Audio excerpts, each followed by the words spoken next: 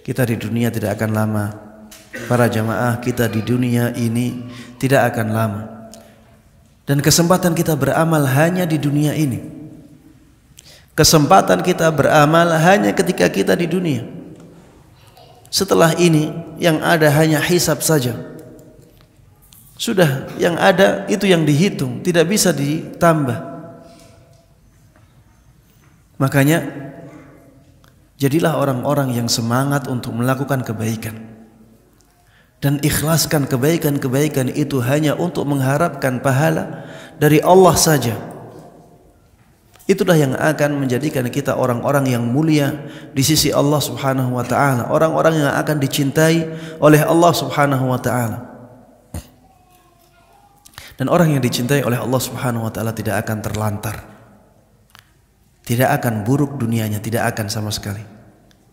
Syaitan ya sering kali menggoda manusia dengan mengatakan, jangan menjadi orang yang saleh, nanti duniamu akan berkurang, rizkimu akan menjadi sedikit.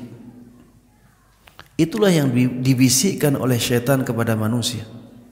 Padahal kenyataannya adalah sebaliknya. Kenyataannya adalah sebaliknya. Ketika seseorang dia benar-benar bertekad untuk menjadi orang-orang yang baik, ya, maka Allah Subhanahu wa taala akan memudahkan semuanya untuk dia.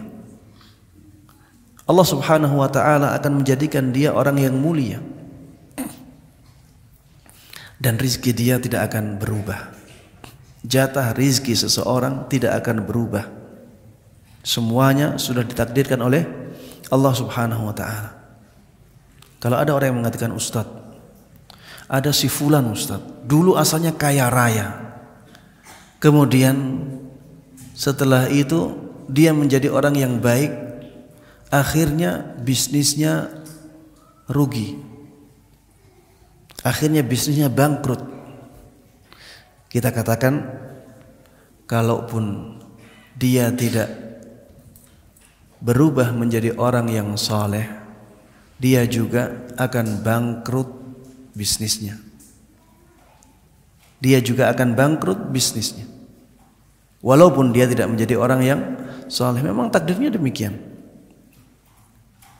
Rizki ini tidak bisa berubah-ubah. Betapa banyak orang yang bangkrut tanpa disebabkan oleh kesalehan dia. Kenapa kalau ada orang yang bangkrut karena dia saleh, kemudian disangkut pautkan, dikait-kaitkan kebangkrutannya dengan kesalehannya, ya. Jangan kita iyakan bisikan syaitan.